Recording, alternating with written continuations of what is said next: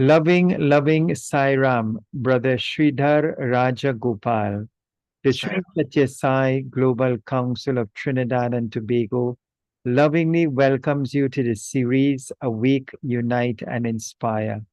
We are extremely grateful, happy, and blessed that through the grace and blessings of our beloved Mother Sai, to have you as our guest on this evening's program. So, Brother Sridhar, can you share with us how did you first come into contact with our beloved Mother Sai? Oh, thank you, brother. I offer my humble pranams to the lotus feet of beloved Bhagwan Baba. Brother Fayazmo, thank you very much for having me in your studios for this interview. I'd like to share some of my personal experiences and the teachings what I learned from Bhagwan. So, as for your first question, how did I first come into contact with the Satya Sai Baba? Oh my God, this is a priceless question. It is way back. I'm calling from my childhood, when I was 5 years old. I'm just going back to my 5 years younger days, which I have never forgotten till today in my life, how I saw Bhagwan for the first time ever. You know, uh, I was 5 years old. I was born in 1961. So it was when I was 5 years old, my uncle used to visit me in Bangalore. My uncle used to work for it's called Southern Railways in Hyderabad, which is actually known as the Indian Railways. He used to visit our home. On one such occasion, what happened was, he was very fond of me, but on occasion when he was at home, one night, I was supposed to give his water to him in the night. Usually, people have a water bottle or water next to them when they go to the bed. When I went to knock at the door, there was no answer at his door. So I realized probably he must have gone to sleep. And I said, okay, let me open door slowly, just leave it beside him and come out. So when I opened the door, I saw him sitting with his eyes closed. So 5 years I didn't understand what he was doing, and without making any noise, I just left the water bottle there, the cup, and I just stepped out and I came to my mom, rushed to my mom, and I said, Mama, I come from a Tamil family background. So I told Amma, what is uncle doing? He's sitting and sleeping. So that's why I said everybody sleeps in the night. You just lie down. I said, no, my Amma is uncle is sitting and sleeping. Why don't you go tell him to lie down and sleep? So I was having this conversation with my mom. He just steps out of his room and he steps out of the room. My mom tells him what I was sharing with her. And my uncle laughs at me and he says, no, no, no, I was meditating. This is a prayer, when you go to bed. And this is what he said when he learned. Then he told me, come sit next to me. And he was narrating about Swami, how he came into contact. I mean, how he first saw Swami as well as he was working in the railways. One of his colleague had a darshan of Swami in Puttaparthi. So he was insisting my uncle to go see him. He said there is an avatar, there is a boy who was come, descended on this earth. He's a Bhagwan, he's Lord Shiva. I think that probably, I'm sure it is Swami would have been about 14, 15 years old at that time. And my uncle got, coming from India, there is, magical man or, something like that. How could a 14-year-old boy can be a god, so called and all. So he was ignoring him at one fine day. Every day when he comes to the office, he used to talk about him. My uncle got so frustrated with him and he said, okay, let me go see who this guy is. For Swami, he called him a guy because he never knew who he was. He was mentioning, let me go see who this guy is one day. So they sort of travel to Puttaparthi from Hyderabad. They go. Those days, it was called Patha Mandiram. So that is where Swami was. So they land in Puttaparthi in the early hours in the morning, and they go have a shower and do all their daily routine work. And they said my uncle was not very keen on it. Okay, but he said, "I'm come here. Let me go." So he was the last person on the line to sit. There were about 25 to 30 people. I'm just talking about 1940s and 50s, way back, early 50s. So he went and sat there, I believe, and is waiting and seeing, who is this boy. And Swami, comes out. as a 14-year-old boy comes out and he looks at him and like he's older person. My uncle was old at that time. So he's thinking, and oh my God, this boy, how can I accept him as a God, as a divine, as an avatar? So he was thinking in his mind as he's seeing him and he was narrating, and thinking of that. And Swami walks right to him as a boy, walks right to him. And he stands right in front, I believe, where you're seated at the back.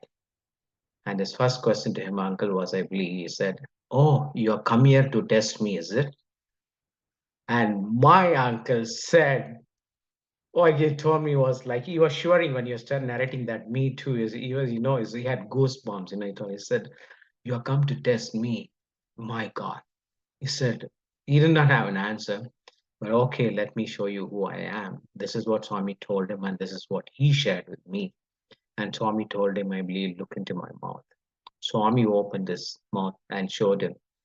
And my uncle, he said he had a vision and he saw the whole universe rotating in Swami's mouth. And he did not have anything to say. He just said he just fell on Swami's feet right there and surrendered to Swami. He apologized to Swami for, calling him as a guy. And no, that's what he told me at that point, that he had a vision of Swami. Then after telling me, he told me this is what Swami is. Then I immediately told my uncle that I want to see him as well. At the age of 5, I told him I want to see him. Those days it was very hard to travel to Puttaparthi, those days with all that. He told, no, there is one ashram in Whitefield in Bangalore, close to Bangalore, which is Vrindavan. It's not as Vrindavan because I come from Bangalore. I was born and brought up in Bangalore. It is very close. He said, Sridhar, as a small child, when Swami always visits Bangalore, and when he's there, you can go see him there. Then immediately my mom was listening to that. I told my mom, I have to go see him right away. I said, Mom, will you take me? My dad was not a follower of Sai, but he was a devotee of Hanuman. So, Hanuman also is a disciple of Lord Rama. So the way I said, she was like that. My mom said, "Okay, I'll take you." So for that following week, we happened to know we came to know that Swami was visiting Vrindavan. So those days it was a local train which used to leave Bangalore town and reach Whitefield about an hour or so. So my mom took me that one Sunday. I remember it was a Sunday very clearly. It is a Sunday. My mom took me to Vrindavan. We had a darshan. Believe me, those days I'm talking about 1965. Hardly about 50, 40, 50 devotees. Where we used to sit under a shed where Lord Krishna was installed, right? And it used to the shed used to be called as a Sairam shed. So we had a darshan there. Swami comes out of his mandir from the, it was such a blissful, it's as if the sun coming out early in the morning. Swami walks out slowly from his residence, walks towards the shed, and I was in tears because I'm seeing it for the first time. I don't know from where did the tears come from, being an young boy, and I started crying right there. I started, the tears were rolling out, maybe because Then later only I realized Ananda Swami was a tear of joy. So seeing him, Swami walked around, and that very first time I still remember I was able to touch Swami's feet. I never knew what it is because everybody was doing it. I seen because Swami used to walk so close, everybody was touching Swami's feet. I didn't know it was called a Pada Namaskar, but everybody was touching his feet. I also had a chance to touch his feet, at the age of 5. That is my first time when I see Bhagwan and I was able to touch him. So then from that day onwards, I said, I can say that I fell in love with Bhagwan. So no way, no turning behind. And I've been following Swami since then, and he's my Lord and everything. So that is how I came to know of Bhagwan, and he's the Almighty Parabrahma. Now we realize that as we grow, we have come to know of Bhagwan more and more of him, and we at the we realize that he's a Parabrahma. No. That was the first time I ever seen Bhagwan. So, Thank yeah. you. Thank you Mm, so much, Brother Sridhar. That was extraordinary. That darshan of yeah. when Swami opened his mouth and you were able, your relative was able to see. Oh my God, very, very beautiful darshan. And what What grace and good karmic merit to witness that at Yes. when Swami was such at a very tender age of just 14 years old. Really, really amazing. And then how you came into contact with him. Very, very cool indeed. So, Yeah, brother, I'm really yes, thankful to him and to my mother who took me, yeah, so so that's what Swami wanted. That is how we go into close proximity, and that's how he held us on his, fold. yes. Brother Sridhar, what I notice is that in your glasses, there's a reflection maybe of the computer. Sorry, let me do that. And I feel you're probably a little too close to the, if Oh, you could go back a little bit. yeah, sure. Okay, And will that be okay? the reflection is still there in your glasses on the with the computer. Oh, okay. I don't know how to get that out. Let me see. Let me see. Sorry on that.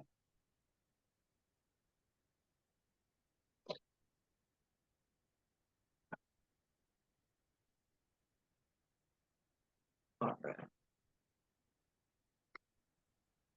right. Let me see if I can adjust it, brother. Sorry. Yes. Uh, no, where is this reflection coming from? But Yeah, I'm seeing a blue reflection in both of the glasses lens. Yes. yes, yeah, okay. Uh, Let me switch my other glasses. Are probably decided. Or maybe if you shift the position you're in, it might help. All right. Yeah. Right. This red better? This is much better now.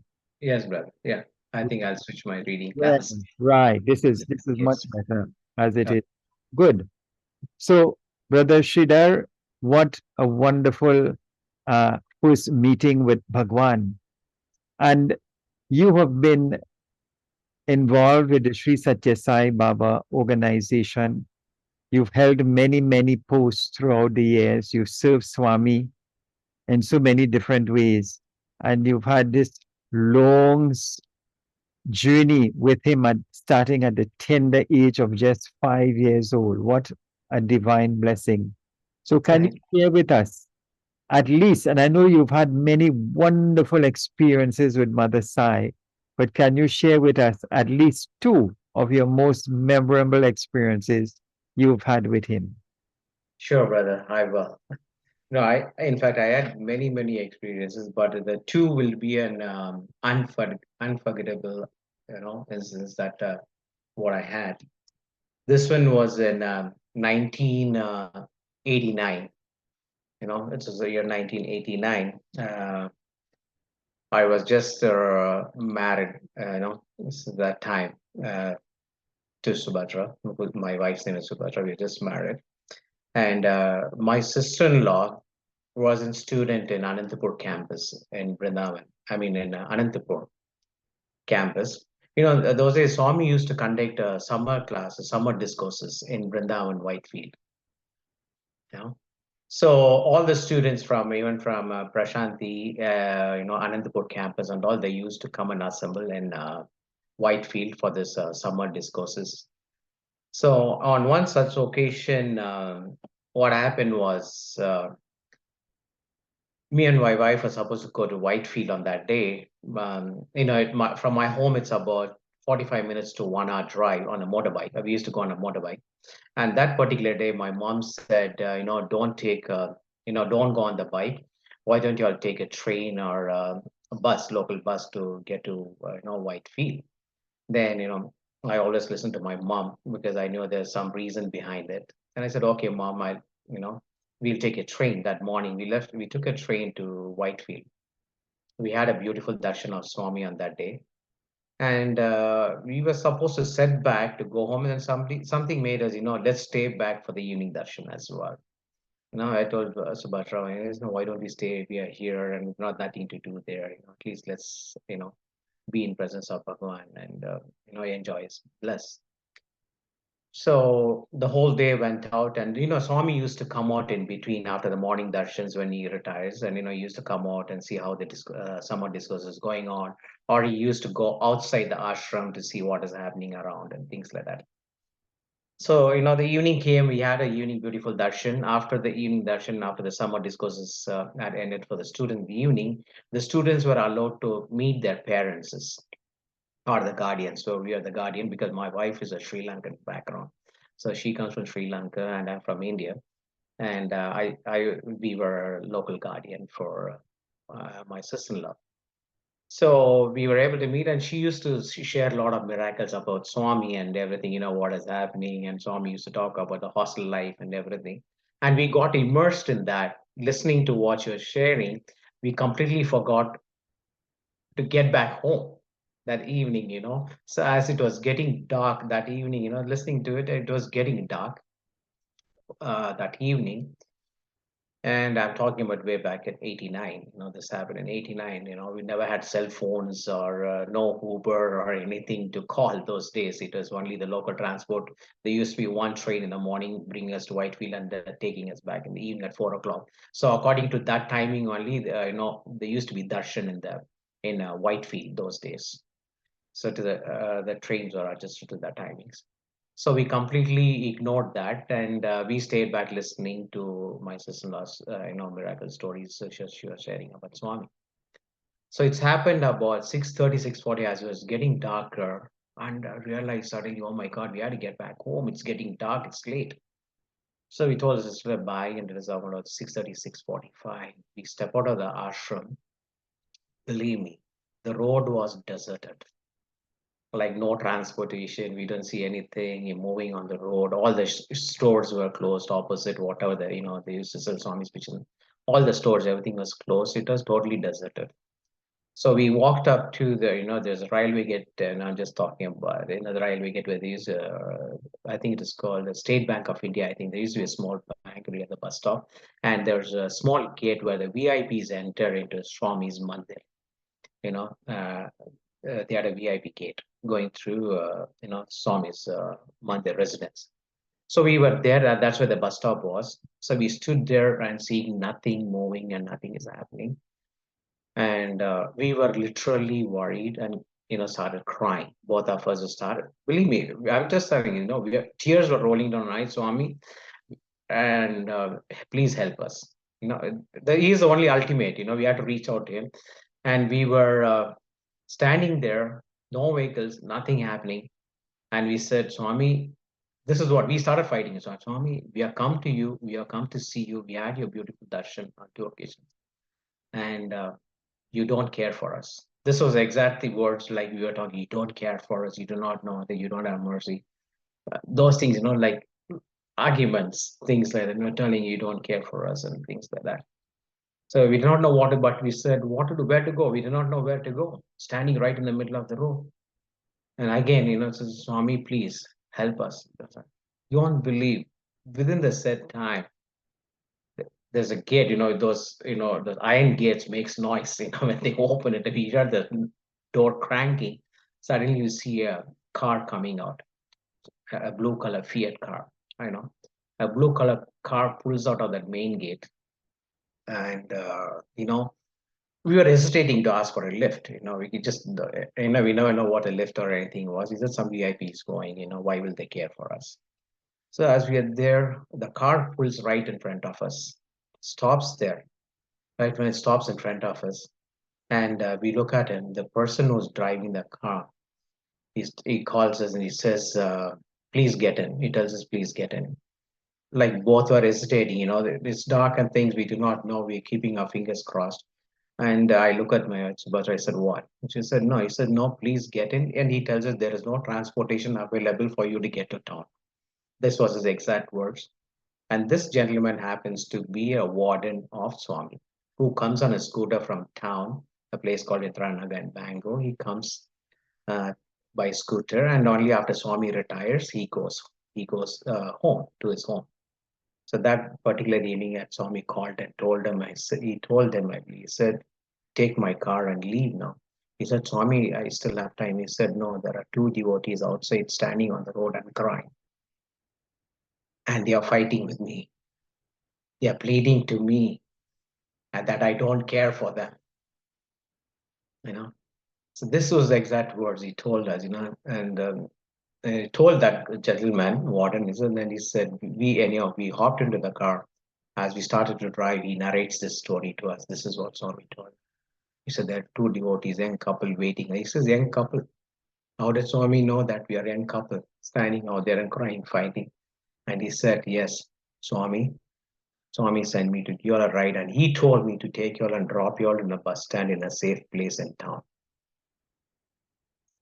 And you see, this is our beloved Swami. He said, the Creator knows everybody, every living being on this earth is watching over. Only thing is, we got to reach out to him and call him and ask him.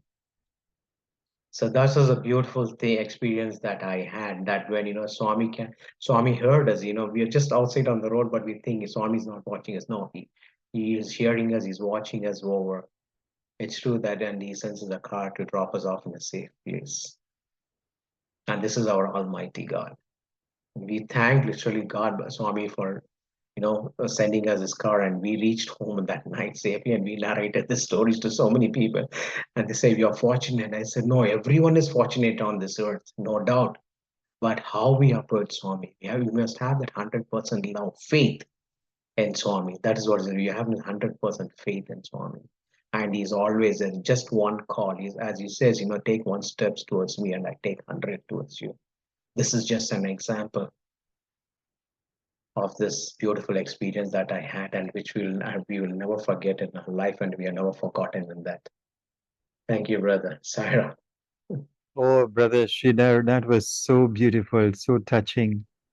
And it reminded me of Swami as the Divine Mother, Mhm. as the love of 1,000 mothers. And there he is hearing your prayer. And even when you were quarreling and saying, Yes.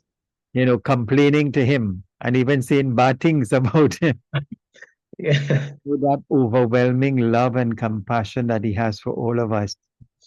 And look, out of nowhere, Swami, feeling the agony and pain of your crying out, the Divine Mother responded and provided transport for you.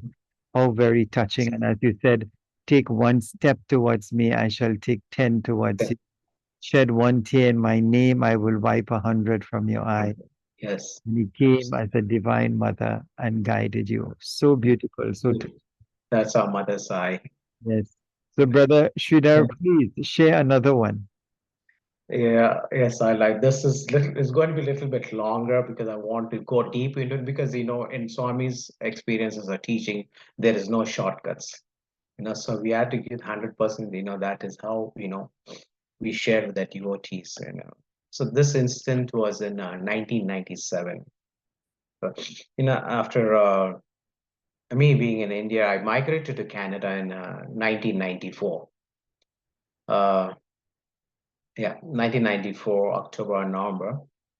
So in 97, it was a pilgrimage that we planned, my family planned, that we want to go to Prashanti. And that year, we were blessed to have Swami's Padgas. And the actual Padga festival was started in 1996 by Mr. Subramaniam Chettiar from Madurai. So with his love, Swami has accepted him to have that, because he requested Swami, that every devotee throughout the globe must have his Padgas. So Swami blessed it. He said so as well. But he did mention to him when he came to know of it, from his son later on, that Swami said no to those things, because people will think that Swami is making business. When it comes to Padikas and things, Swami said, no, I don't want all these things happening. But he pleaded to Swami and told only Swami, no, it's not a business, Swami, because we want you to be like, that every Padika has to be in a devotee's house, and you are there, your presence will be felt there. So he said, I believe, he said Swami granted him permission. And also he laid condition to Swami that every Padika has to be owned by you, whatever you make. Every year, I think he was making about 108 Padikas, and he insisted then that every Padika has to be owned by Bhagwan. So that was his condition he laid to Swami. So Swami told him, oh my God, you're laying, on top of that, you're laying this condition. Swami said, lovely, yes, okay, I'll do that as well. So Swami agreed, and the second year we were blessed to have Swami's Patikas, and for the festival as was organized. We were we were going to to India for that festival. So we started from it as me, my wife, my two children, my two sons were small, and my in-laws. So we started our journey to Prashanti. So it was so time that that was my first time going back to India in '97 after coming to Canada. So I did a lot of shopping for my family and friends and everything. Remember if you in those days in earlier days, you are allowed 32 kilos, per baggage, 32 kilos per baggage and two pieces of luggage. Used to carry. Now they're reduced to 23 kilos. Some days one and two. So on that journey, so I had three big suitcases full of gifts and personal clothings, and six out of that was six, and six were uh, things that we are taking for donation in Prashanti Nilayam. So six suitcases were for donations, and six was our personal belongings and so on. We left Toronto. It was our route was via LA. So we land up in and LA, and we are boarding a flight to Singapore. It was via Singapore that we are going to reach Puttaparthi. So landed in LA, and we moved to onwards journey to the other terminal. I know for some reason, we had a click that he said to check if our luggages have reached, onward journey flight. We went and inquired in the counter. They said, Rosa, we just received six pieces of luggage.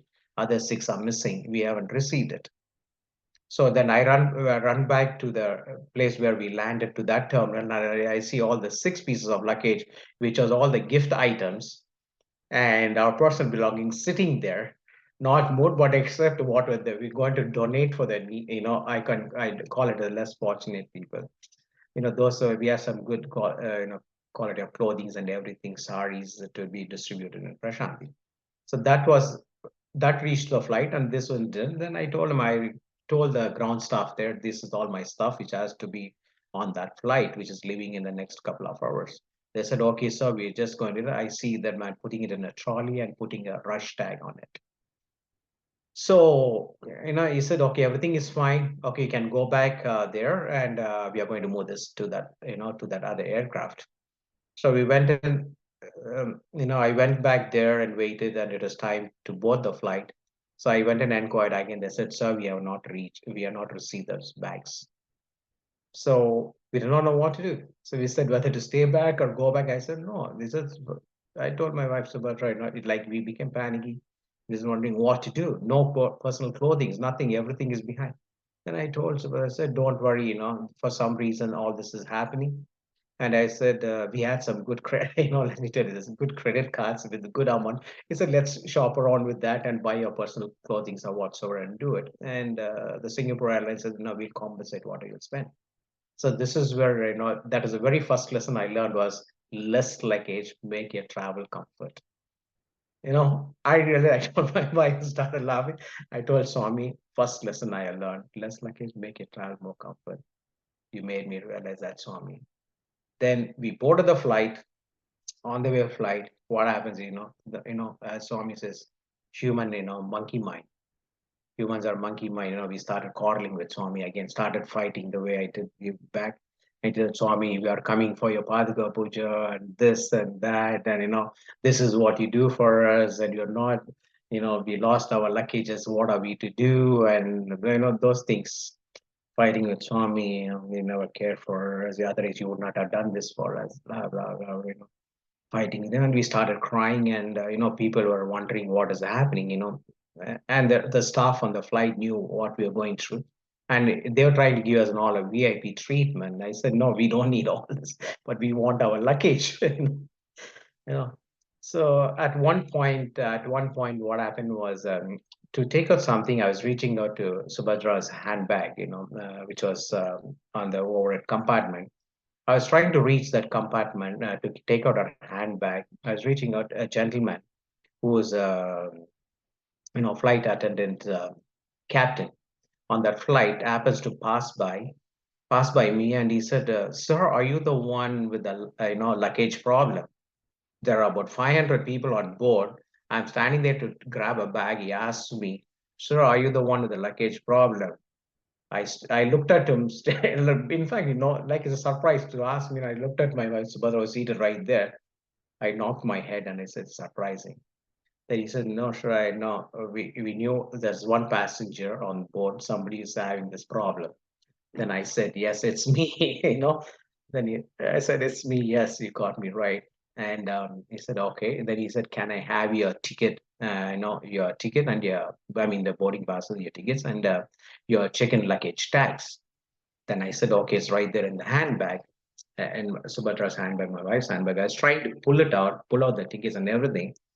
She had a small photograph of Swami's, photograph of Swami in the bag, which was literally falling down. It was sticking out, is going to fall on the floor. Then I told Subhadra, I said, how come you're so careless of handing Swami's picture? And, you're supposed to keep it safe in your handbag and it's almost going to fall. She said, okay, just push it in. I pushed all the way inside Swami's photograph. I pushed it all the way inside to keep it safe. And I gave my ticket. And he looks at the ticket, and this gentleman at the steward captain, he asked me, "Where are you traveling to?" And I said, "I'm going to India." And he said, "No, no, where are you going?" I said, "No, I'm going to my hometown. I'm from Bangalore."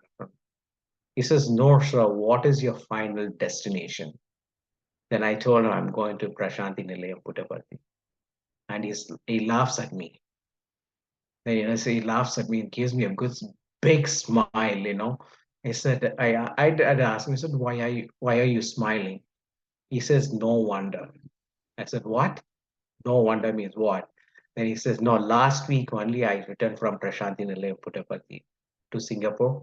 And this is my first flight out of Singapore, Vancouver and back. He said, this is my first flight.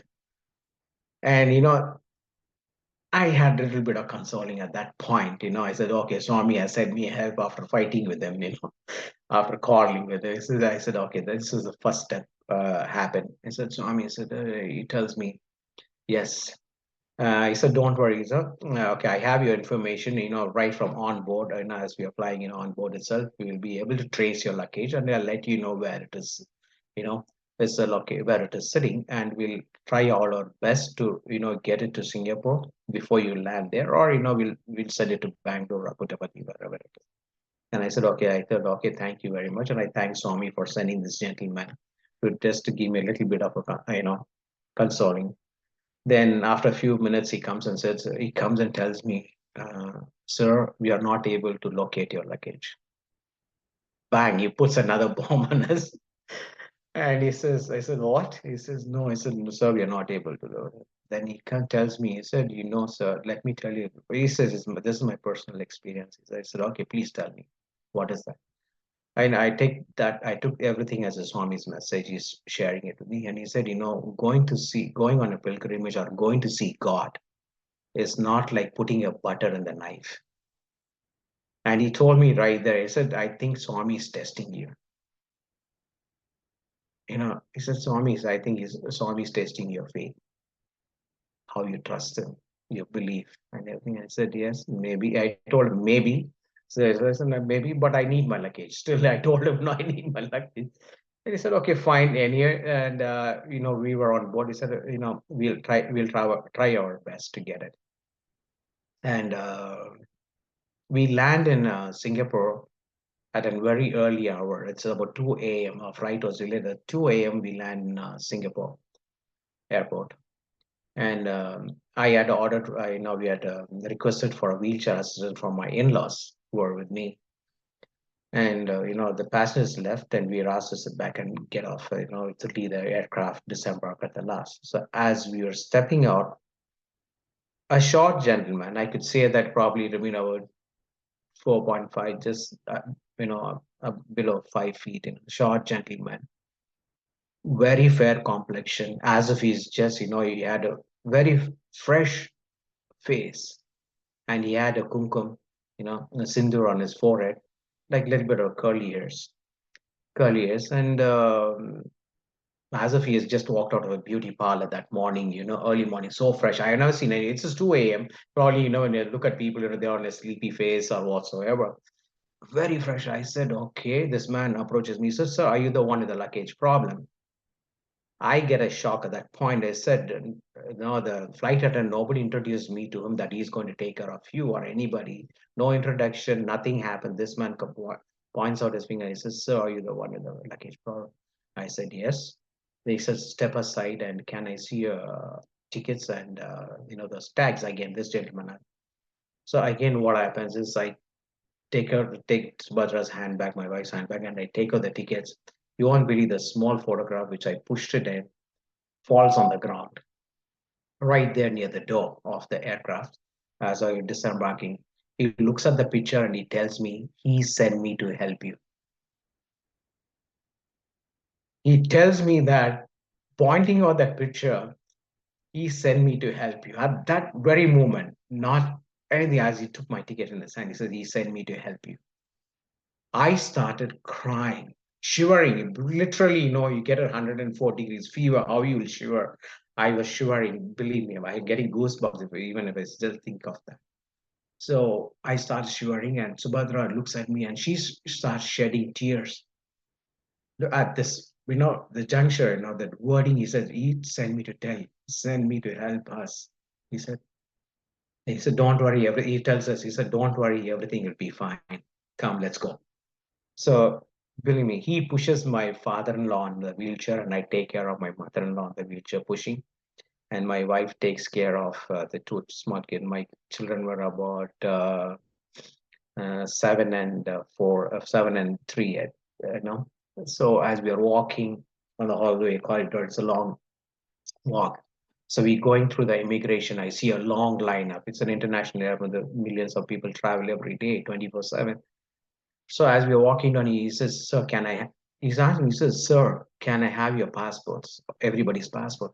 I said, "This is going to, it's a long lineup. It's going to take a couple of hours for us to go through this." He said, "Don't worry." He says, the wording there, I still remember, everything rings in my ear. He says, "Just follow me."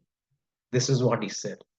Just follow me. He said, "Give me all your passports and just follow me." That is what I felt. It is our passport is just a surrender.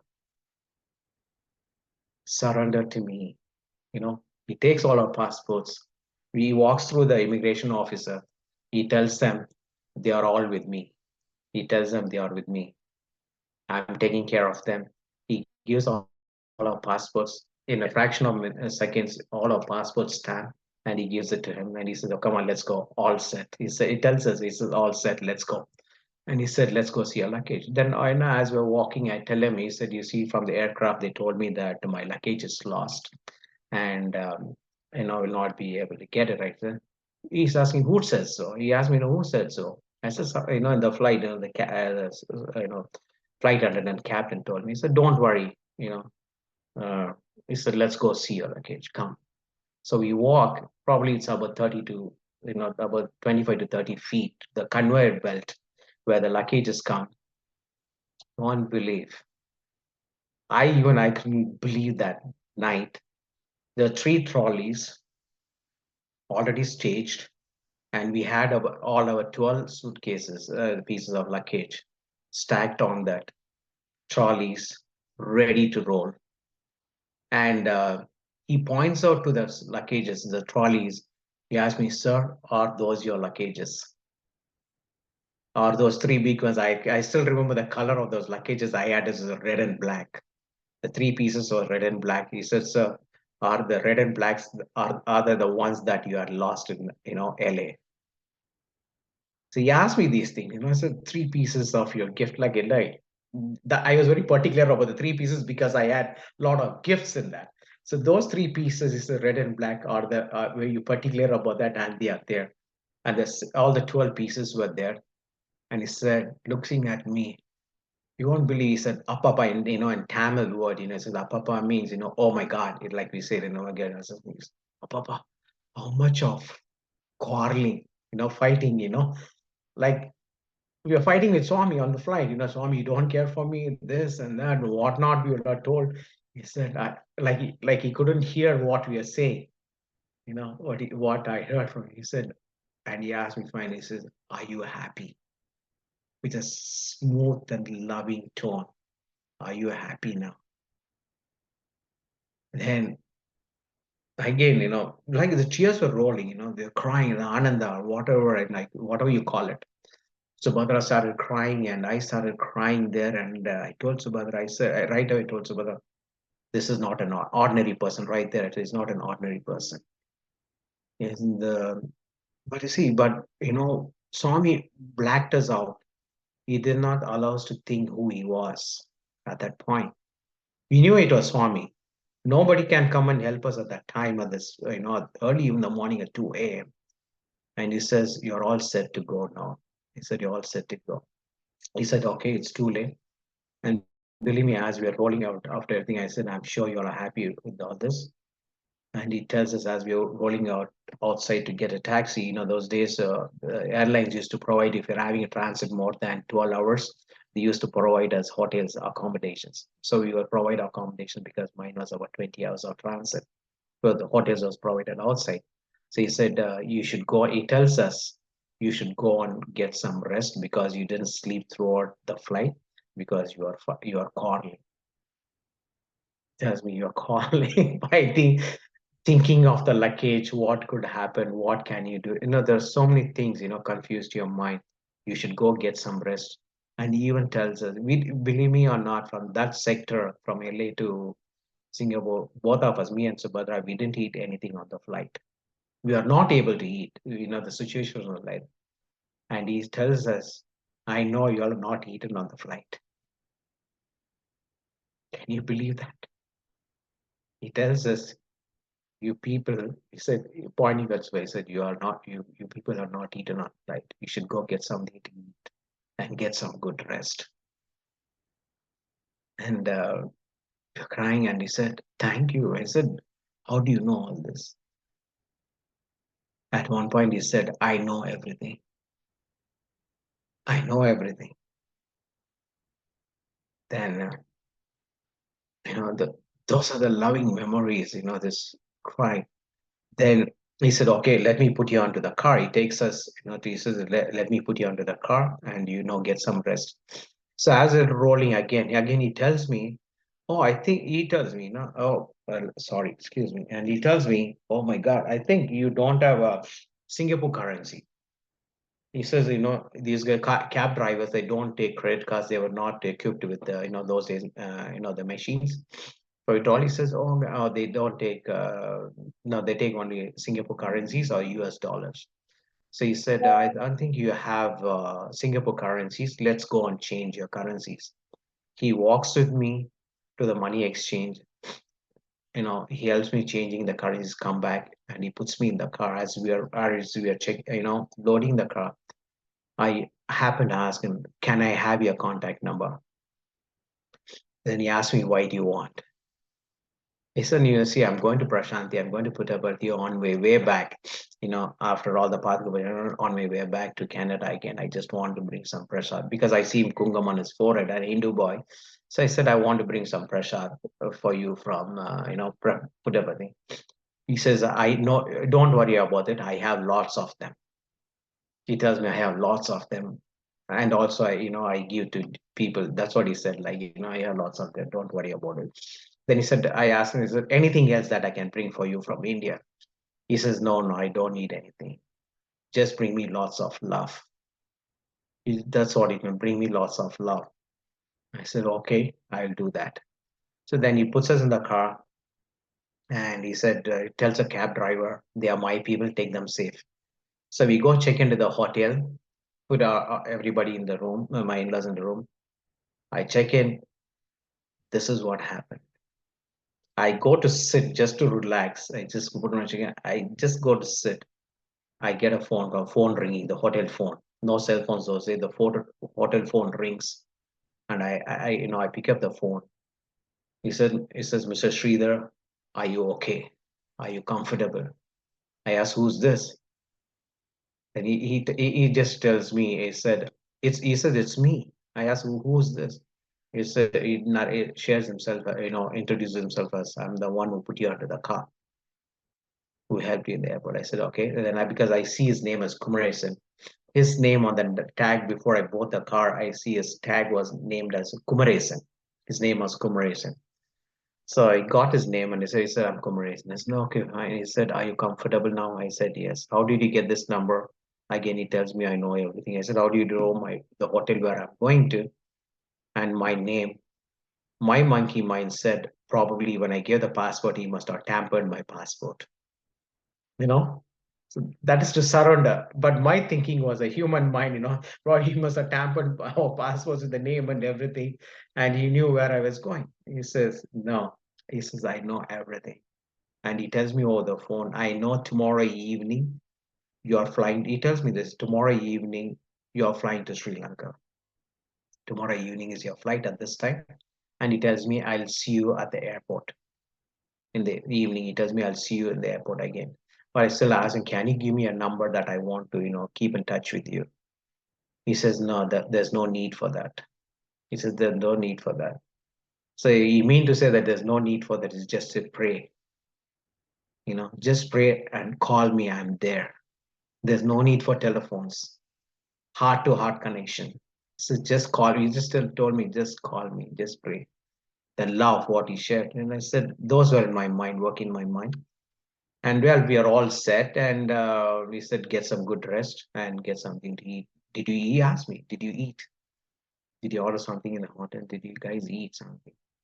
I said, no, we are going to order and get something to eat. He said, please. I mean, he said, so that is Swami, how he cares for each and every living being who are in his fold. And then took some good rest when came back. And next day morning, I tell Subhatra, I said, so, okay, he promised to meet us in the airport at 5. Let's not make him wait. Let's go early. We left to the airport very early, waited there. He was not seen there. He didn't show up to meet us. And it was time for us to check into the other flight. So we went, checked in everything, still waited till the last minute, waiting that he'll at least come show up. Nothing happened. Then I said, okay, something clicked, and I said, let's go into you know, uh, the customer service information center, at least to page him, that page him, right? Because I knew what his name was. His name was Kumres, and let's go ask him to page that he can meet, that he can tell us that we are waiting. So I went to me and Subhadra go to the information center, ask to see, we give all the detailed information, what all happened, who was at the gate, received his name and everything. And this person on the counter, across the counter, she tells us, sir, there was no such person as Kumaresan was appointed on duty at that night. There was no person. He said she turns the monitor towards me, towards us, and she says, "See, these are the staff who are assigned to assist, wheelchair assist for the assistance." And there was nobody by name called Kumaresan. And that shook us right there. And that point we said to Swami, it's none other than you who came and helped us in this. Swami who came and helped us uh, all the way through. And we thank Swami for everything. And then so we didn't meet him. We went on to the onward journey, went to Sri Lanka, and finally went to Puttaparthi. We landed in Puttaparthi for the Padaka Puja festival. Believe me, for some reason, I was walking that day morning. One of the Sevadals pulls me, as we walked on the corridor on the East Prashanti, or where the VIPs enter, on the men's side. So I was just walking down there. The Sevadal pulls me in. As I was walking, he takes me and puts me right in the front row where the head priest for that Padaka Puja was going to perform. He puts me next to him. He said, I told the Sevadal, sir, there are so many devotees out there standing there to get into the mandir, and you're pulling me. This is not fair. What people will think. He said, he didn't announce. He said, I don't. This man tells me. I said, probably I don't know why I'm doing this. Probably Swami wants you to be there. I said, no, but there are other devotees also who are standing there who wants to get into Pulvantal to have Swami's Klor darshan. But he says, today you're fortunate for that. So anyway, he puts me right there. Swami comes as usual in the morning. Comes for darshan. Comes, stands right in front of us. The head priest who was going to perform the puja is beside me, and I'm to his left. And Swami blesses us like this, blesses both of us like this. in Tamil. That gentleman is from Madurai, Tamil, and he knows I understand Tamil too. He said, in Tamil, let me tell it and I translate it in English. Swama on the sendingla. That means, have you reached Prashanti safely? That is the message. I know he's asking the head priest, but I knew that as Swami says, I experienced that. I said, I knew that Swami, that message is for me. You asked me this question. I said, yes, Swami, thank you for everything, what you have done for us on this journey. I thank him. And as I was going, still that was working in my mind. Who was this man who helped us there? And that's a year, just beside the Ganesh's, Ganesha, where the Ganesh Mandir is. Beside that only, we had the Lord Murugan was installed that day, that on that year, 97. So they said they are installing Lord Murugan, and early morning, I'm right there having my shower. I don't feel shy to say this. I was having my shower thinking of this. Who could that be, that person who helped me in Singapore? Swami comes and gives me a message, installing Lord Muruga that day. Lord Muruga's other name is also known as Kumaresan. I have come in a form of Lord Kumaresan. You know, Swami comes in that form as a Kumaresan, Lord Muruga. So that's a year we were so blessed to have that darshan Swami. You could see Swami materializing gold coins and putting it on the pit where the Lord Muruga was installed. Myself, Subhadra, my wife, in-laws, and my children were so fortunate to see Swami so close. We were right in the front. And Swami gives us an answer. I have come in a form of Lord Muruga to help you. That's our beloved Bhagavan, which I've never forgotten in my life. And I'm so grateful to Bhagavan on this. Yeah. So this was a beautiful experience, which will be never forgotten. Thank you, Saira. Brother Sridhar, that was so touching. That was so amazing. This love of Mother Sai. And it's like coming out of a fairy book story. And then imagine this person appearing and telling you that Yeah, he sent me to look after you. The true. pilot told you your luggage wasn't there. They couldn't find it. And look, Bhagwan appeared. And then look at the connection Yeah. between the Lord, the installation of the Murti, called by that name. Name. Yeah. Oh my God. No, Swami was that, looking after you every yeah, it's step. every second, every step of my life. Yes. Oh my God, that is amazing. Even when we are not even aware, he's there taking True. care. And I remember he saying, for the one or two graces that I've showered that you are aware of, there are hundreds I bestow upon you that you're not even aware of. Yeah, true, absolutely. And that's our mother's side. Oh my Yeah. God, this is so touching and inspiring. Wonderful example Yeah. of the love and compassion of Mother Sai. True.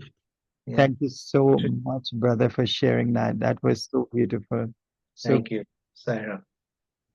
Yeah. Yes. brother Sridhar, Yes, brother. I am tempted. I'm tempted Mhm. listening to your first two experiences. I want to hear more. There is lots, but there's lot of miracles I or know Swami that, has done. I It is a know that our viewers, when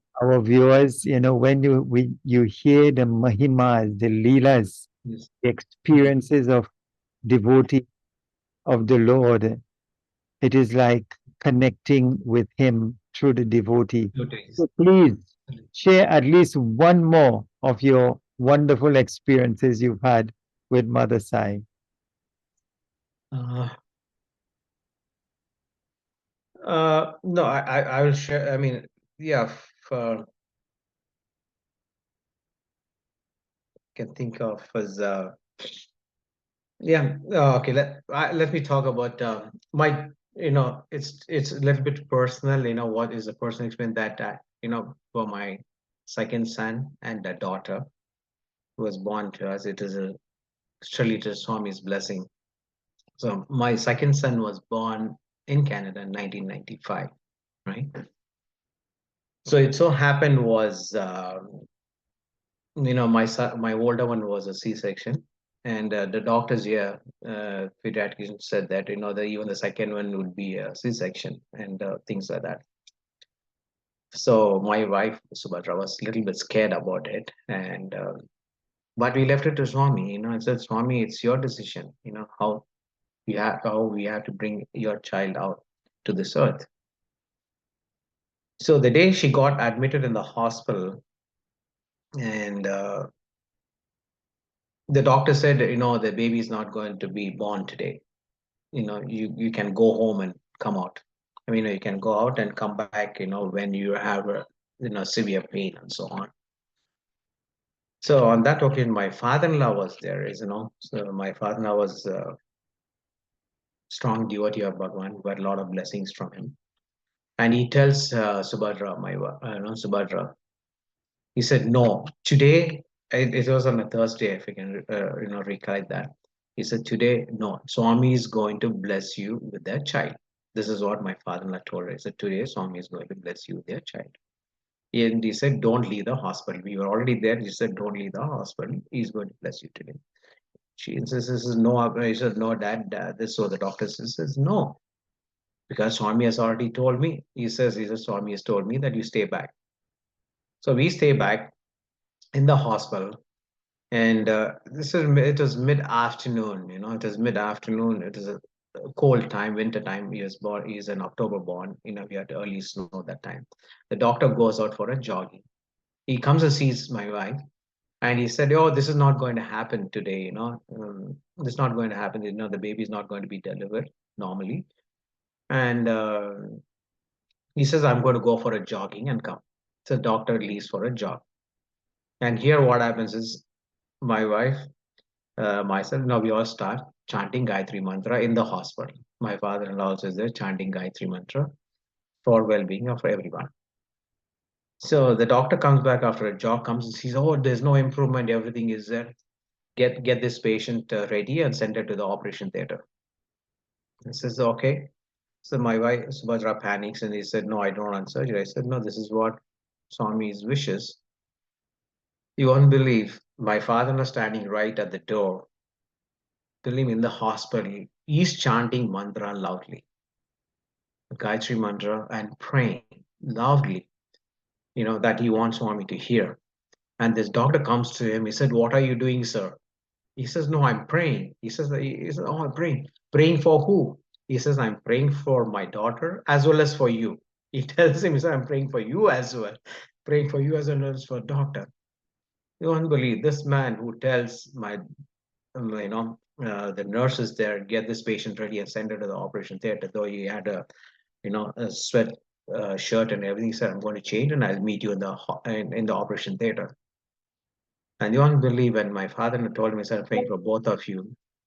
For a moment, he was about to step out. He says, no, let me go take a look at the patient, look at Subhadra again. He says, let me go see her again.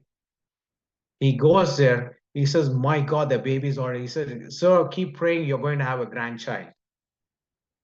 You won't believe, when this man says he's not, the baby's not going to be born and sent her to the operation theater. He comes back in no time. He says, so the baby is going to be born. Keep praying. The baby's almost there. You're going to have a grandchild in few minutes, few seconds. In fact, he said few seconds. And with all this changing his sweatshirt and everything, he wears a gown. He says he delivers a baby. That's the power of Swami. That's the power of the prayer. That miracle. And he's a Swami's child. Believe me. And that is of my one son. The second child was, my daughter. She's in the uni now. Uh, this is too personal, and I don't hesitate to share, because the younger generation has to you know believe in it, what we did, that mistakes we try to make, to correct ourselves. Swami says at one point, aborting a child is the biggest sin that you'll ever commit in this life, or that'll be there for janmas, will not be forgiven. So At that point, I think it was 2002. I remember that my daughter was born in 2003. 2002, there was a pilgrimage from Canada. We had about 500, 600 devotees, no, about close to about 500 devotees going to Prashanti on that pilgrimage. And we were very actively involved. And Subhadra didn't know that she was pregnant. I'm just sharing this for the younger generations if they are listening to that, please. So she didn't know that she was pregnant, but since we are chosen to be, actively involved in all the kids, dramas and everything, and we know to step back, and we told Swami we want to be there, but our situation doctor said because of the early pregnancy that you will not be able to travel, on the high altitude and pressures and so on, the, you can go into an abortion or anything. So we didn't know what to do. And believe me, we consulted our family doctor. I'm very sorry to say this. This is going to be worldwide viewed, and we wanted to abort our child. Believe me. And we went consulted our doctor, and he said, Subhadra, I don't want. The doctor says, since you are so keen on going to Puttaparthi to Swami, we don't want you to risk your life first. That's why they always they care for the parent, the mother first before they care for the child. They said, we care for you, and if you want, you can do abort the child. And we didn't know what to do. At one point, we decided, said, okay, let's abort because we want to go see Swami, but we want to abort the child. And our family doctor, we know we told him, I said, no, we are going to go ahead with it. And he fixes an appointment, and we go there. We go to the clinic to abort the child. So Subhadra asked me, I mean, we were literally, we are that we are committing a sin. We're literally committing a sin. At that point, we didn't know. But we said because our focus and mind was a journey to Prashanti. So then Subhadra says, he said, Sridhar, what are we going to do? Then I asked Subhadra, I said, are you ready for this? She just told me, I'm not ready to abort it. I said, let's go home. I said, let's go home. He says, are you serious? I said, no, I don't care. We are going to have this baby. It's a Swami's child.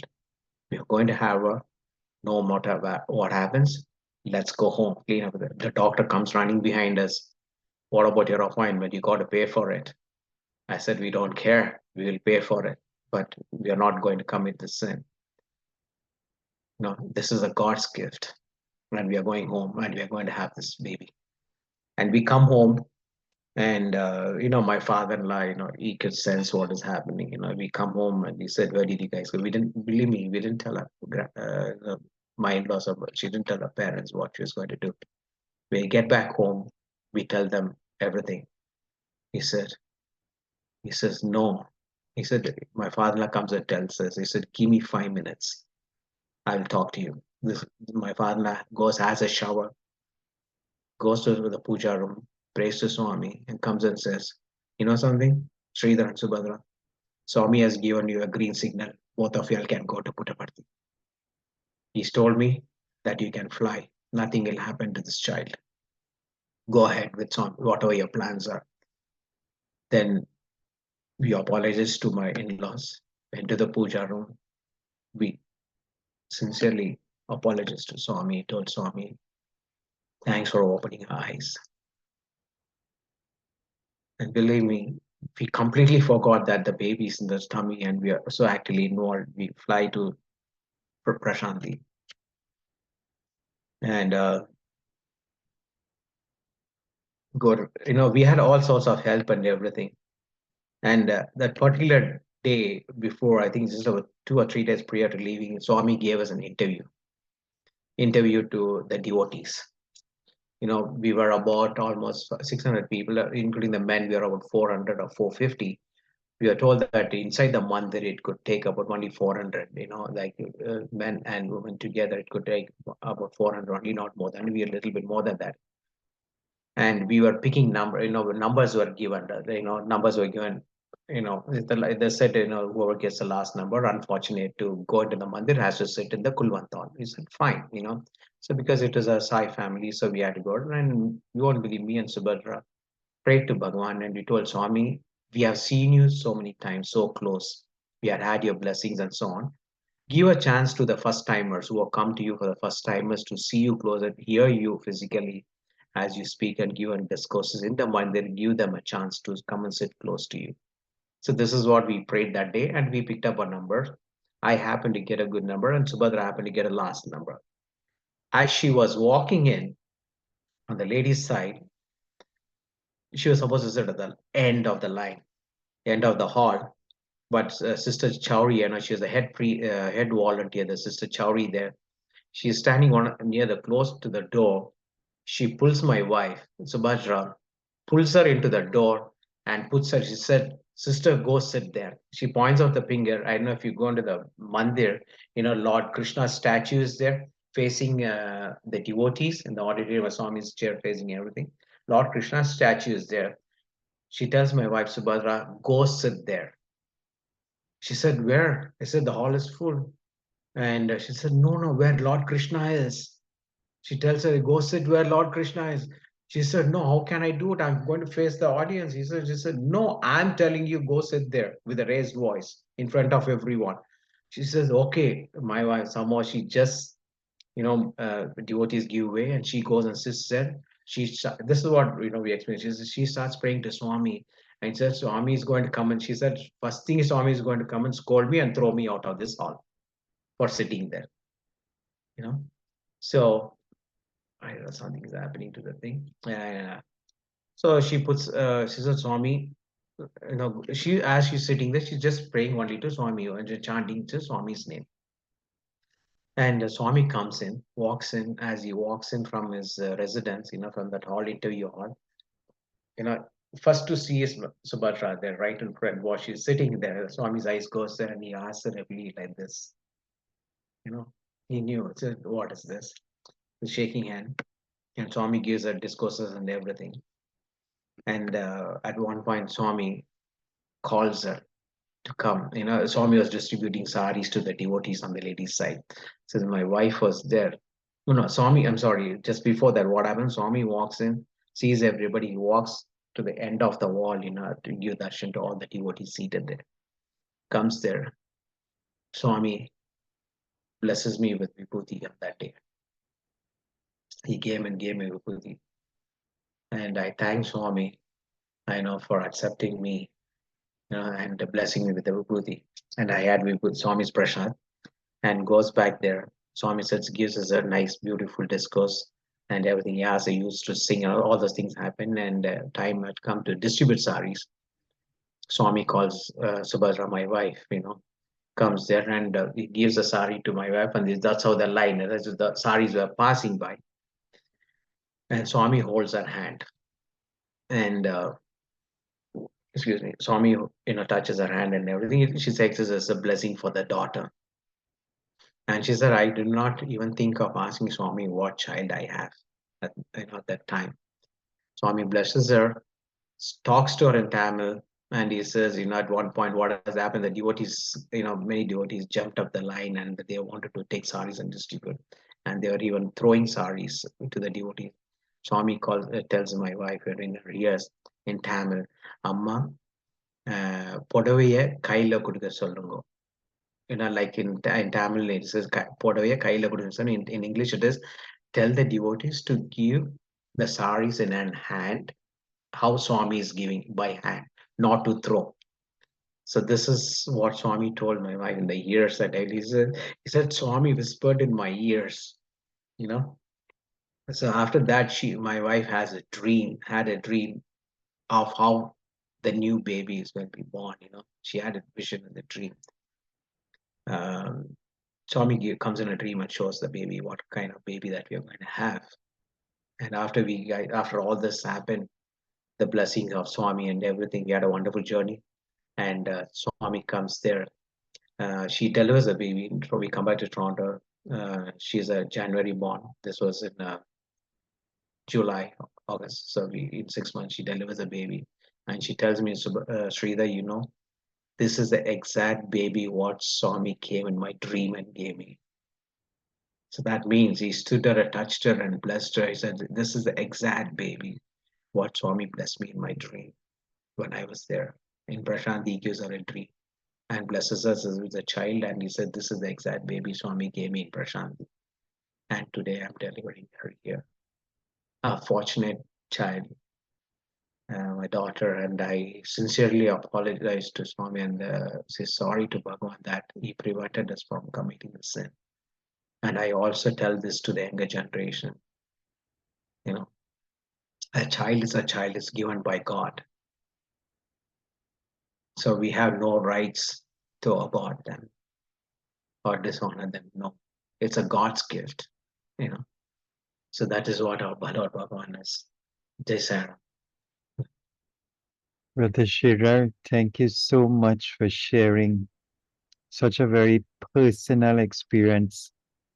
And it must have taken a lot of courage and inner strength for you to share something of such a personal nature. But as you said, those devotees who look at this video, Mm.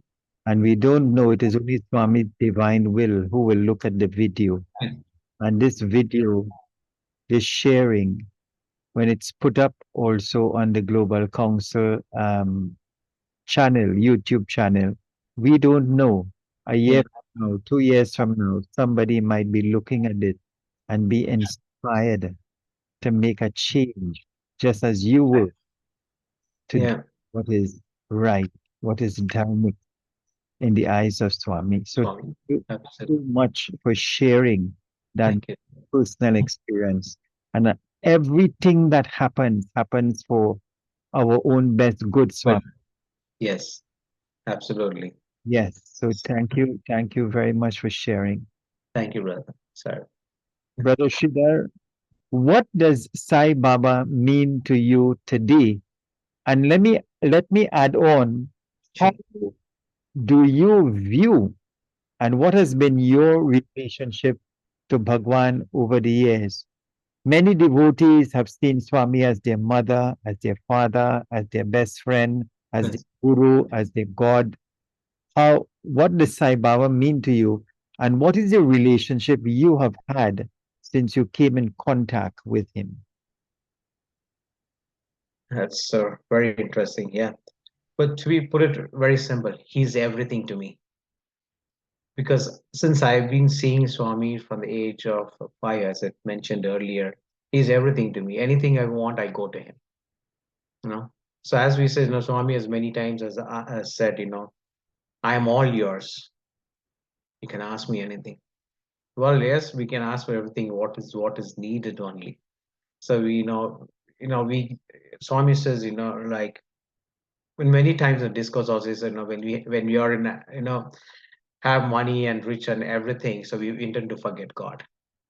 Only we are in trouble, we seek Swami or God. In fact, and not only Swami, in generally we go to temple, go churches or anything. So Swami, why are you putting me this hardship in my life, or this and that? And he said, Swami is there for everything. It's just a testing period. This is not from this life of ours. All these karmas come from our past births, many years. It could be 1,000 years or also, so that we are coming to this human life. Swami gives as we believe in it, is in the Hindu scripture, that the human life is that, so God has given us a chance to see how we have utilized our life, how we are utilizing our life in service to mankind. So otherwise you go into the you know into the cycle of birth. We go into the cycle of birth, but we all look for moksha, liberation.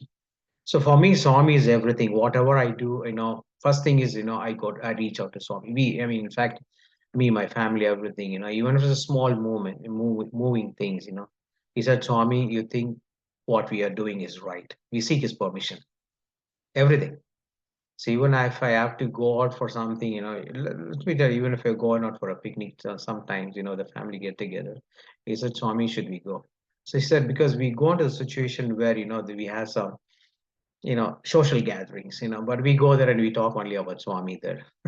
you know, like that. So every action, everything what we move it's with Swami's grace and blessing. So I look at Swami is everything. I would tell him, you watch us over, or So yeah, Swami is everything to me. It's very simple.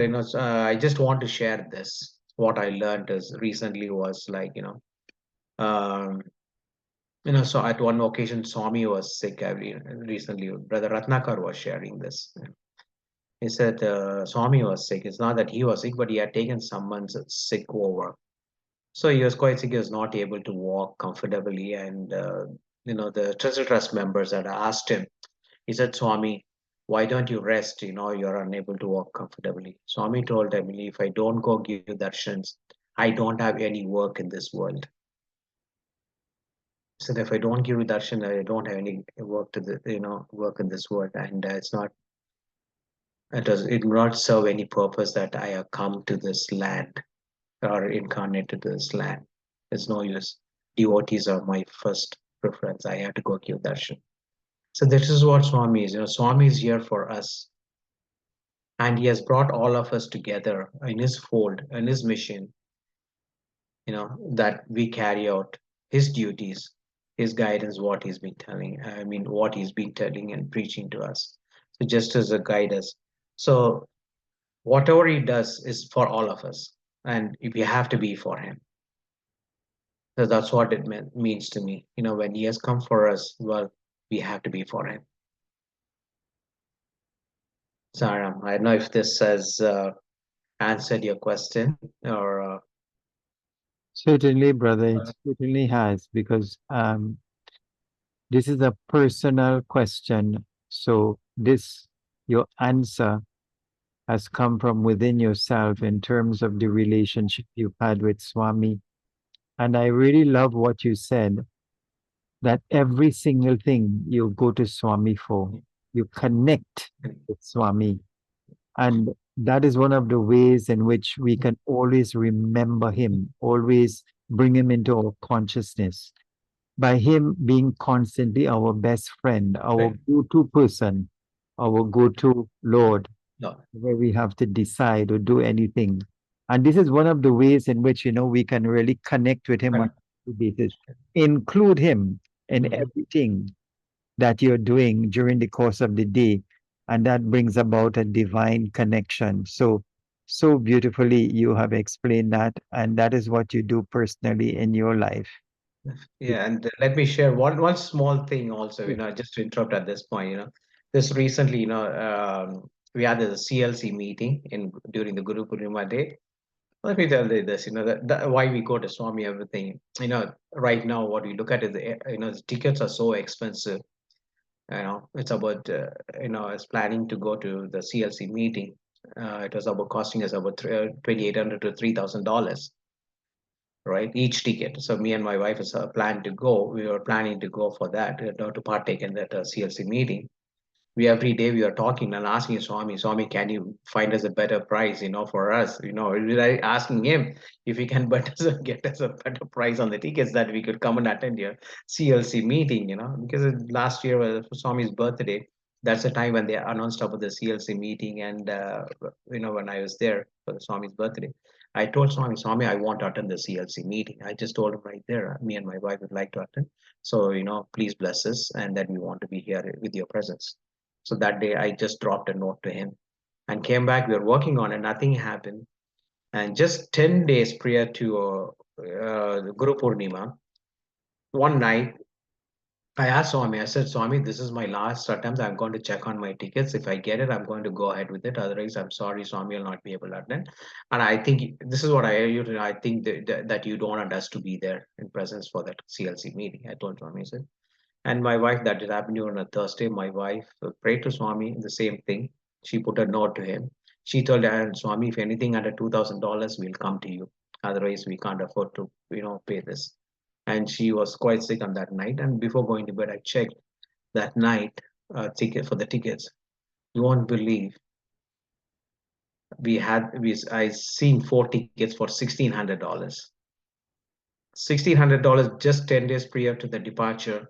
And he said $1,600. And midnight, it was around about one-ish, 1:30 in the night.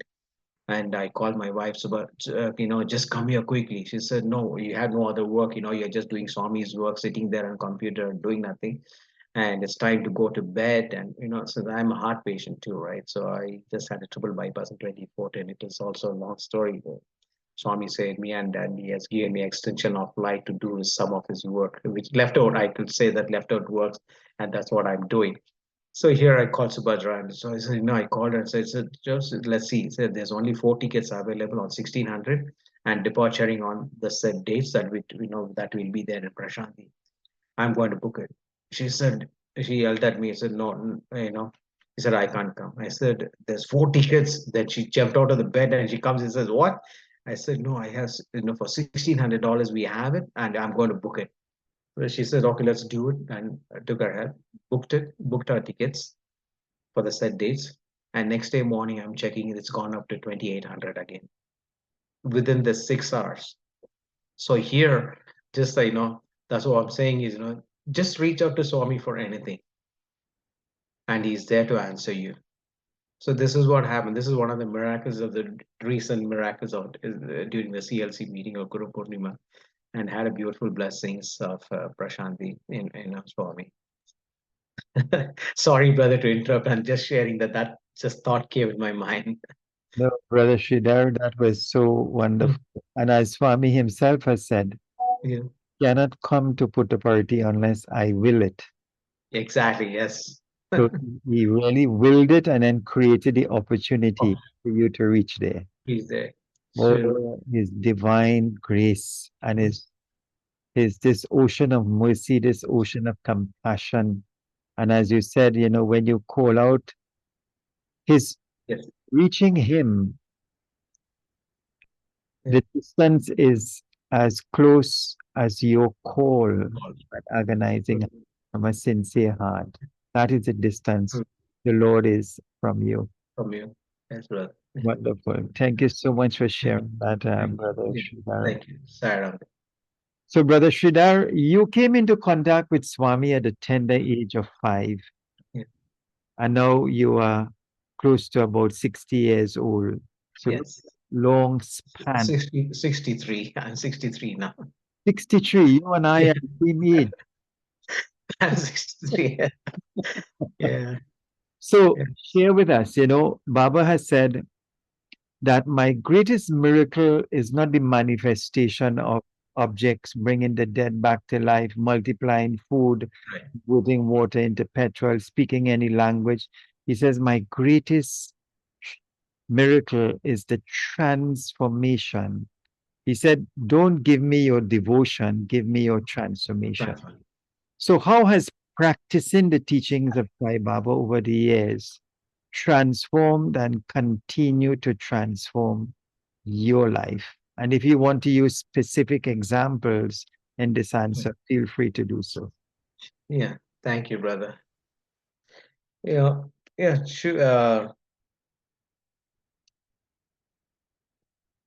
Swami is just an example for us. Every action of Swami, that's is what we have to learn from. We all think that, within our minds, what I do is right, but every action is from Swami. It's like what it says, practice what you preach.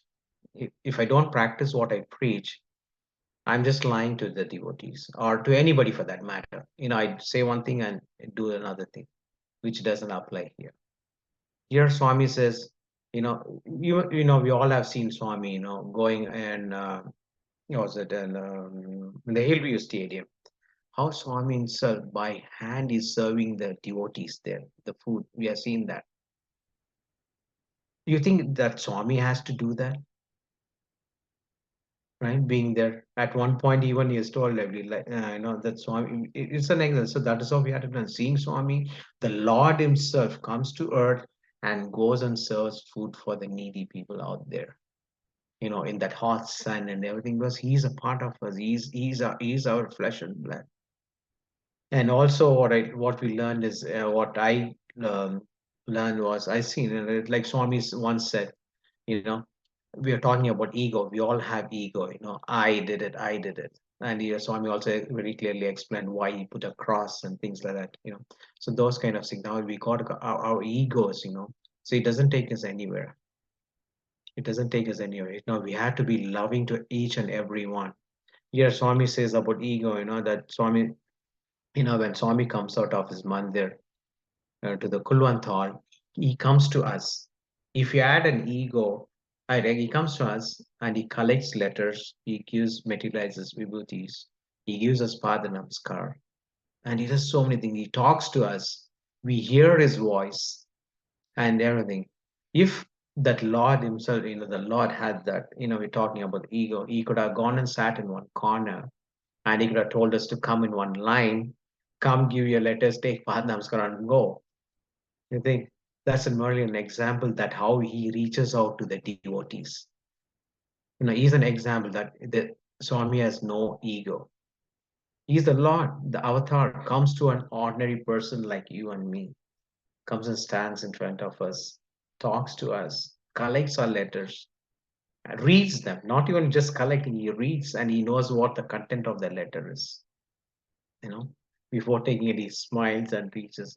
So that's our beautiful Swami, the Lord, he knows what it is. So, and transformation, I'll call it, being an example always. You can, how I can put it as our actions, the way we speak, what we follow the 9 point code of conduct. You know, we are, it's very simple. Swami's wordings are so simple that, even a common man can understand. I mean, understand it's not high philosophy wordings or anything. Just take for us a simple wording such as love all and serve all. You know, so it says only when you love everybody you can serve everybody. You can't just love and love only few and then hates few. No, only when you love everybody, everything goes. Love all and serve all. Help our earth never. You always have to reach out and help our, even with a thought, word, and deeds. So that is very important. And that those are the transformation. Each and every, you to make a better world, our actions has to be pure, you know, pure. So Swami is an example. What he has been teaching us, he has taught us so many things. He has given us so many discourses, workshops is being conducted, globally, like even in the Sai centers and workshops, study circuits are all there. That is for our own self transformation. How we can change to be a better person in this life. We all have this tools in our hand. Are we making use of it? It's anyway, it's only thing, Swami says you don't have to, come and just pray to me or bring, uh, at your own pace. We have everything. Swami has given us all the tools. It's just like you going to the university, coming and graduating. For your, why you go to your college and universities that you want to earn money, get a good job, get a good position, earning in the society. But here, the spiritual aftermath is at the what do you call it, at the end of education, the character is important. So we know where you look at it is character is very important at the end of our education. You know, so those kind of small things that we got to things put it into practice, and we got to focus on our youth. We have as an experienced devotee. I don't call it experience. Even the smaller children are also experienced with Swami's teaching nowadays. They know the values. So nowadays, what happens? Everything we take, we just go into the Google for answer. Where is that answers coming from Google? It's a man-fed answers, which reflects on you. But here, Swami has given, Swami is our CPU. So he's the divine master. It's, the message is coming from the divine master for us. How fortunate are we in this human life? Hearing the Lord's voice, heard him speaking to us, guiding us through in this life. You know? So are we putting that into practice? So that is the key. We have to ask a question to ourselves. Are we utilizing those things and are we putting that into practice? One small thing, you can be an example. Be an example when you go into the place where whatever it is. So as Swami says, you tell me your friend, I'll tell you who you are. So this is small things. So Swami knows everything. So the way we move, the way we do, you can change the world. How the thing is being an example, being a transparent. Transparency. That's what it is. That's what our beloved Bhagavan is. So, and I'm so, like us as human, we are all so fortunate to be in his fold, in his mission, in this Kali age. We had to thank Bhagavan for descending on this earth as an avatar to guide us. Because all the forms are his. But we look at it different, in the different form. But he's everything. That's what our Mother Sai is, and we are so fortunate to be with him in this Kali age. Silent. Thank you very much. Thank you very much, Brother Sridhar. Very, very beautiful answer indeed about transformation. And then you were talking about this Swami who has incarnated for the whole of humanity to re-establish Dharma on a firm footing. Every single act, every single discourse, every single interview, every single thing that he has done is for the benefit of the upliftment of humanity. And as you were sharing what Sri Ratnakar said, that Swami told him that Mhm. I have to go. I have to go and serve my devotees. Waiting for me. I have to give them darshan. Otherwise, why have I come on the face of the earth? So here's the Lord who has come. He has sacrificed this ocean of compassion, taking human form and coming and being with us. In fact, he has said, no other avatar has walked so intimately amongst his devotees, has been so accessible and available to his devotees than this particular avatar. Absolutely. Because of love and compassion. Yeah, And it is. as you've said, what we can, so much he has given us, what can we give back to him now is to be a good example of his teachings. Be the change you want to see in the world, be the transformation. Let our lives reflect his message. So that is the gift that Swami will treasure most when he has come on the face of the earth. That's the greatest gift we can give back to him. A Yes. good example of his teachings and inspire others in that way. Yeah, and yes, yes, brother. It is true. So absolutely, Yeah, so yeah. thank you so much Thank for sharing, Brother Sridhar. you. So, final question, Brother Sridhar. Sure. Sure. If someone were to come and say to you, Brother Sridhar, look at the apparent chaos in the world. There's so much of wars between nations, children disrespecting parents, economic disaster, the virus that has killed so many people, left people in economic depression and poverty. Some people are living on the streets, you know. Yes.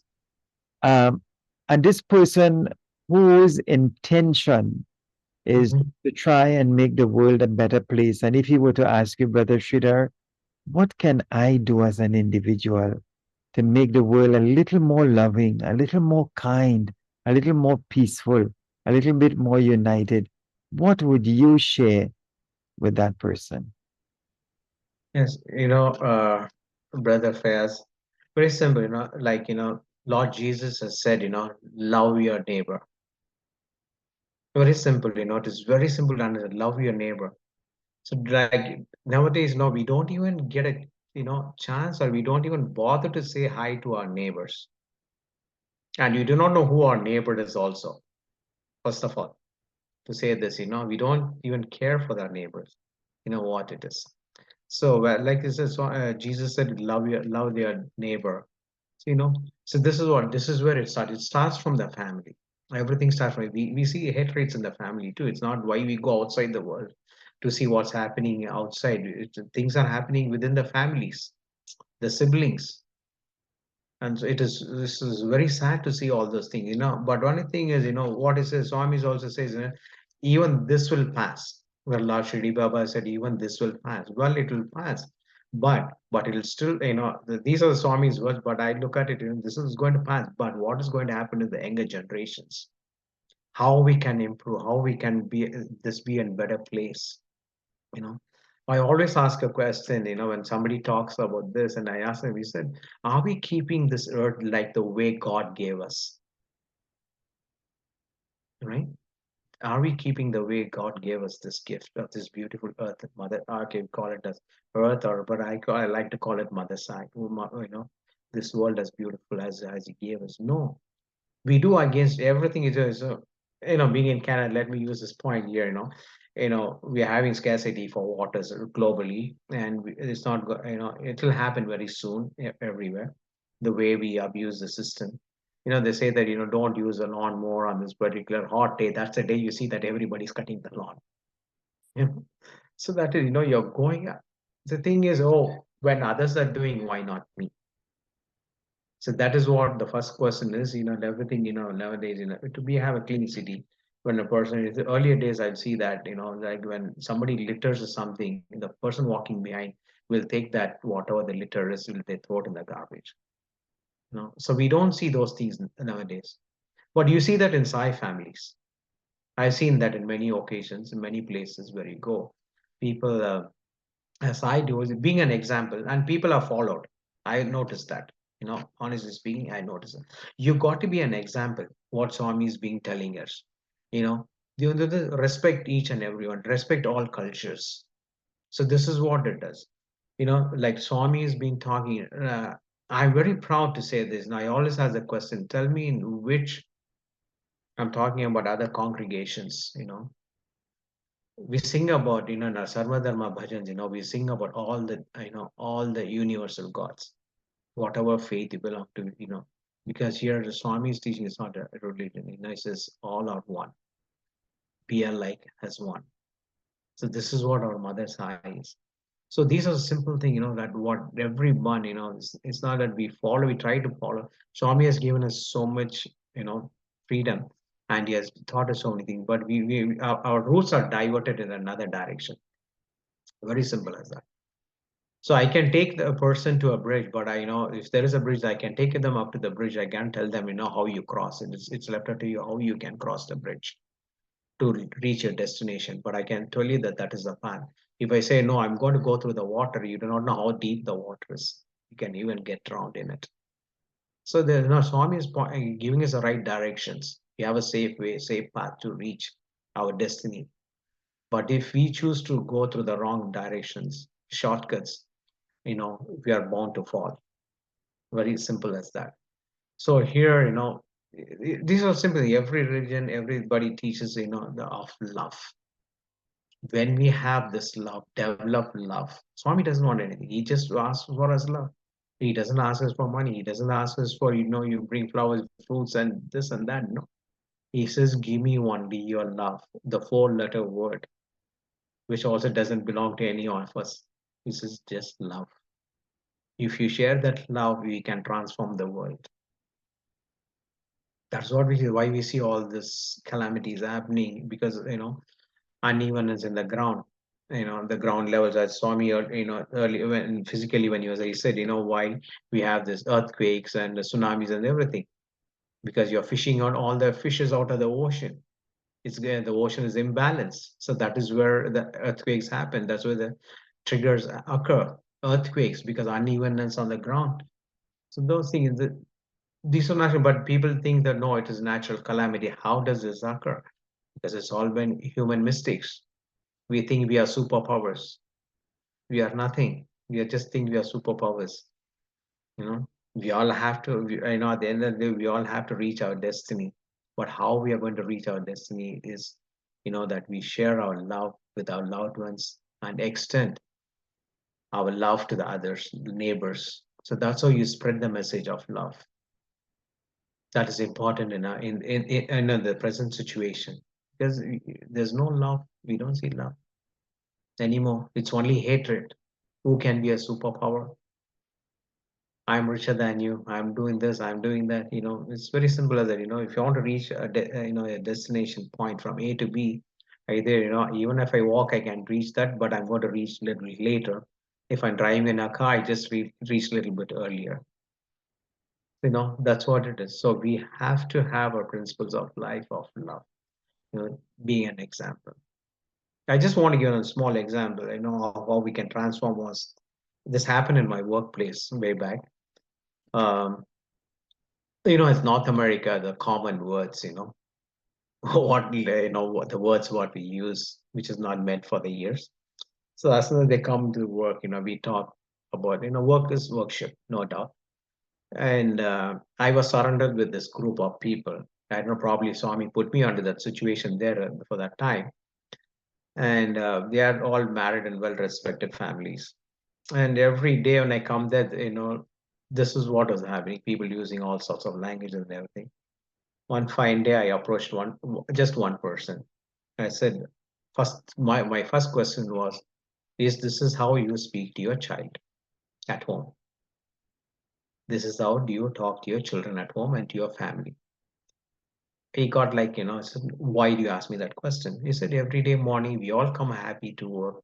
And this is what we are, come in a happy mood to work. And this is what we hear every day morning. Work is worship. I put it like this: work is worship. You are a breadwinner for your family today just because you're working in this place. If you're not here, because you'll not be working and you'll not be feeding your family. That is my number two. Then he said, so what? Then I said, okay, from today onwards, straight away I put a point. I don't, from today onwards, we are going to change. No more swearing. Let me tell you this. I said, no more swearing in this place. And then he said, this guy said, no, I don't think it's possible. You can't do this. I told him, yes, I can do it. We took it this as a challenge. I said, I can do it. They said, okay. Then I went and bought a cookie jar. I bought a cookie jar. I told him every word, a swearing word you do, you're going to put quarter cent on this. Okay. The first time offense is quarter. The second time you do, you're going to put 50 cents. Third time you do, I told him you're $1. So that's going to multiply the number of times you repeat such words. So as soon as they say a word, I used to go and stand like, in the back home, like at the street beggars, they keep their plate. I go and stand in front of them. You sweat, can you please drop a coin in there? So that happened and it changed. Believe me or not, we were in the congregation, we were about 10 to 12 people in that group, we all close proximity. And this is what I used to. I made a sat together. I bought a coffee to all of them one day. I said, I'm going to talk to you guys. Got them a coffee. This is what is going to happen. This is the discipline. If you're here, this is what everybody has to follow. Then I said, okay, everybody opens up their mouth. I'll just run to the chair and return. Okay, here's it. You got to drop a coin. So out of that, once a week, and we used to buy something out of it. And I told them that I have two choices. One, whatever you guys cursed, or think whatever your was here, we'll buy a coffee or a donut or something. Otherwise, we'll do some charity in this money. Just let it go. It doesn't belong to you or to me. Let it go. Then they said, fine, whatever you want to do. Just they left it to me. What do you do? Whatever you want. I said, okay, this is all our money. Let's have a few times or get together kind of stuff. Buy coffees on the weekend. So you won't believe in about 3 to 4 weeks, it changed. Totally changed. Right? When they come there, they'll come in the morning. From the swearing word, it changed to good morning. The first thing they started was good morning. How are you? Is everything okay? How was your day? How was your previous evening? How was your family? That's what it changed. So this one particular person came to me and said, after a few months, I think I remember, I told him these words, what you're uttering here, automatically just imagine if you're walking into a bank, bank or talking to someone out there, if this word automatically comes off your mouth, he said, how are they going to respect you? You think you'll be respected? He said, no, you'll not be respected. And he said that after a few weeks, guys comes up to me and he said, Raj, today you have transformed our life. We have so much of respect. We have so much of love in the family. My children love me now more than anything. I mean, more than what it was a few months ago. They will ignore them. They'll just walk if they ask that for something, something happened, and they used to ignore them. And now he says, Raj, something. They used to call me Raj. He says, you have changed and transformed our life. My family has changed. Thank you so much. I said, no, don't thank me. Because I told them, I said, God is in you. In you. So I see God in you. but you didn't realize that. And our Swami said, you're God. I know you're. Our Swami says, I am God. I know that, but you know that I know that you're God as well, but you do not know you're God. But everyone is divine in this planet, but you don't realize what you are. And they just thank me for that. And they still keep in touch with me, and they talk to me, and they remember these things. I said, Raj, you have transformed our life. I'm a better person now in the society. So this is how we got to transform. There's a way how you to be an example to do things. How we put it as is very important. You can't just go tell, hey, you're going to change yourself. No, no. It takes time. It takes time, but how we present it is very important. Thank you, brothers, for sharing me this. Thank you so much. Sign on. Thank you, Brother Shidar. That was so very beautiful. And as you said, when you live the life, when you become the good example, you can inspire others to also change and transform. Where every word, every thought, and every action be a blessing to our world. So, what a beautiful example of transformation by you being an example of goodness, doing good, being good, seeing good. But as you said, don't talk it, walk Yeah. the talk, live the message, be the change. Very, very important. As Swami says, let our lives reflect his message. So thank you so much, brother, for Thank that you, Raj. sharing. So, brother, the Sri Sathya Sai Global Council of Trinidad and Tobago expresses gratitude and appreciation to you for taking the time to share your perspective and your personal journey and transformation at the lotus feet of our beloved Mother Sai. May Bhagwan Sri Satya Sai Baba continue to bless you and your family, and may you continue to be the loving instrument you are in his divine mission. Jai Sai Ram. Jai Sarah. Thank you, Brother Fayaz. And I'd like to thank Brother Krishna Ram for recommending me to you. And great thanks to him as well. So he's a wonderful person who's a national president for West Indies. And I'd like to thank Brother Krishna Ramdar as well. Thank you, Brother Fayaz, for having me. And I thank Swami for giving me this opportunity to share um, my personal experiences and the teachings what he has taught me to share it with each and everyone. And I'd like to thank all the listeners who are going to watch me on this. Thank you. Jai Sarah.